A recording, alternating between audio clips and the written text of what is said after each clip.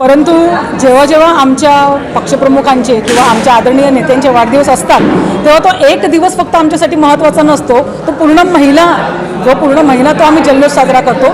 तर साहेबांचा 27 तारखेला जो वाढदिवस येणार आहे त्याच्या अनुषंगाने आज शाखा क्रमांक 3च्या माध्यमातून सगळ्या समाजाची लोक आज आमच्या कार्यक्रमाला आलेले होते। शिवसेना पक्ष कधीच कोणत्या धर्मामध्ये कधी भेदभाव करत नाही, फक्त लोकांना फोडायचं आणि राज्य करायचं हे इंग्रजांनंतर जर भारतात कोणी केलं असेल तर ते आहे भाजपा।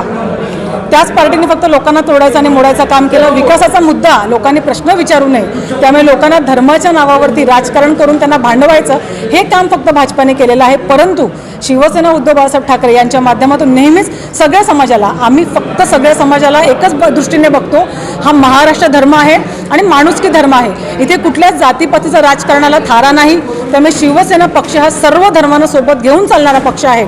आम्ही कधीच इथे उत्तर भारतीय किंवा मुस्लिम किंवा मराठी असा कोणताच भेदभाव ठेवलेला नाही। आम्ही सगळ्यांबरोबर बसतो उठतो, सगळ्यांसाठी बरोबर खातो पितो, सगळ्यांच्या प्रश्नासाठी आम्ही धावून जातो, कारण का आमचा एकच धर्म आहे, तो म्हणजे माणुसकी हा धर्म। हमारी जो पार्टी है शिवसेना उद्धव बाला साहेब ठाकरे, हम सभी जाति धर्म के लोग हमेशा उद्धव साहब के साथ है। और हमारी शाखा में देखो हर जाति हर धर्म के लोग हैं, हिंदू है, मुसलमान है, मराठी है, क्रिश्चियन है।